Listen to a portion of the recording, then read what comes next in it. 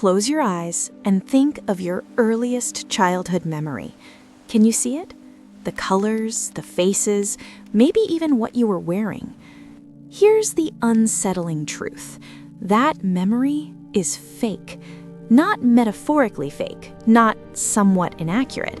I mean, your brain fabricated it, edited it, and convinced you it's real.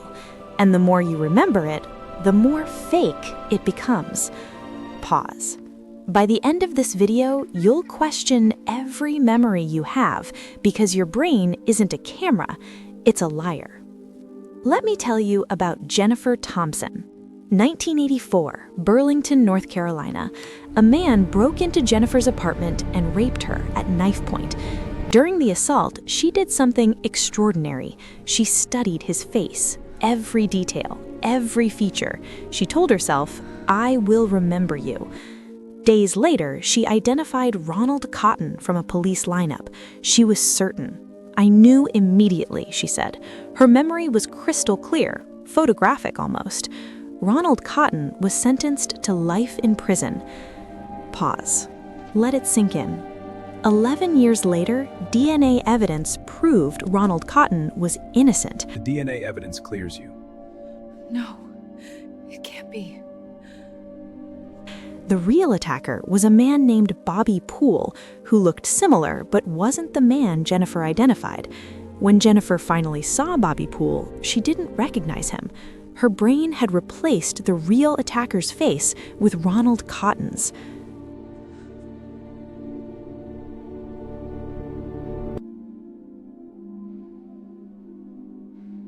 Jennifer Thompson's memory wasn't weak, it wasn't traumatized, it was normal. And that's what makes this terrifying. So what happened to Jennifer? To understand, we need to talk about Dr. Elizabeth Loftus, the woman who discovered your memory is a crime scene. In the 1970s, Loftus ran an experiment. She showed people footage of a car accident, then asked them how fast were the cars going when they smashed into each other. Another group saw the same footage, but was asked how fast were the cars going when they hit each other. One word. That's all she changed. Pause. The smashed group estimated much higher speeds, but here's the kicker. A week later, she asked if they saw broken glass in the footage. There was no broken glass, but the smashed group remembered seeing it. Their brains manufactured broken glass that never existed because the word smashed implied it should be there. Beat. Loftus went further. She convinced people they were once lost in a mall as a child, an event that never happened. She implanted memories of meeting Bugs Bunny at Disneyland, which is impossible because Bugs Bunny is a Warner Brothers character. And people remembered it vividly. They described the hug, the costume, the feeling. All false. Your brain doesn't record reality. It reconstructs it every single time. Here's what's really happening inside your skull. When you experience something, your brain doesn't save it like a video file. It scatters fragments across different regions: sight in the visual cortex, emotion in the amygdala, context in the hippocampus. When you remember, your brain reassembles those fragments. But here's the problem. Every time you remember something, you're not accessing the original memory. You're accessing the last time you remembered it. It's like making a copy of a copy of a copy.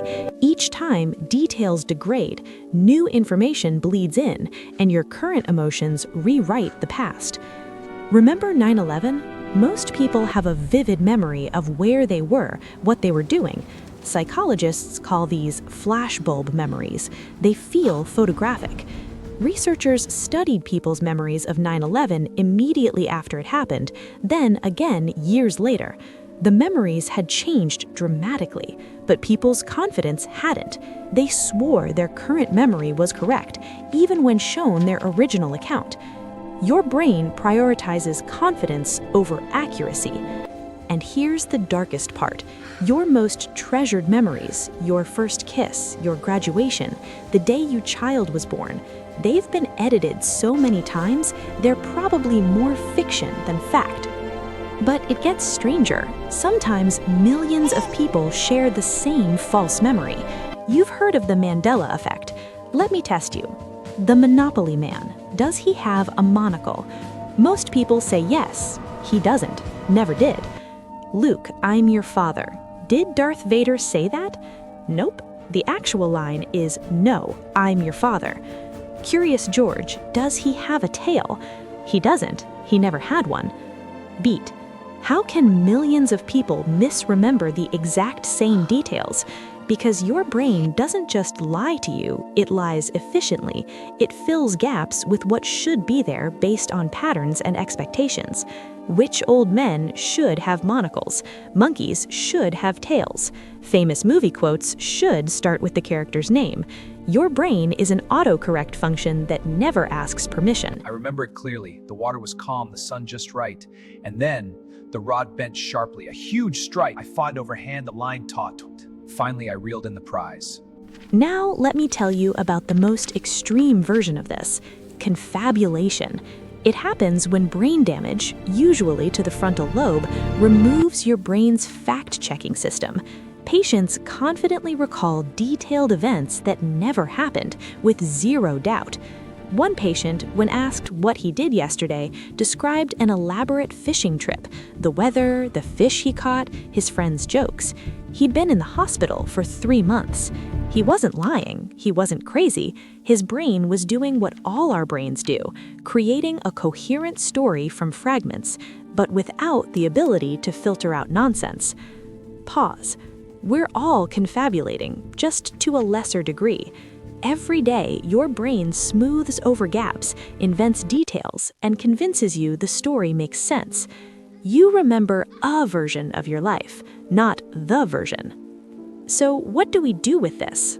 Jennifer Thompson and Ronald Cotton eventually met after his release. She apologized through tears. He forgave her. They became friends and advocates for criminal justice reform. Because Jennifer's memory didn't fail, it did exactly what memory does. It adapted, it filled gaps, it created certainty where none existed.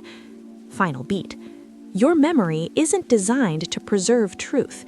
It's designed to help you survive, to create meaning, to build a coherent self. So yes, your brain lies to you, but maybe those lies are what make you human. The next time you remember something vividly, ask yourself, am I remembering what happened, or am I remembering the last time I remembered it? Final pause, because the answer might disturb you.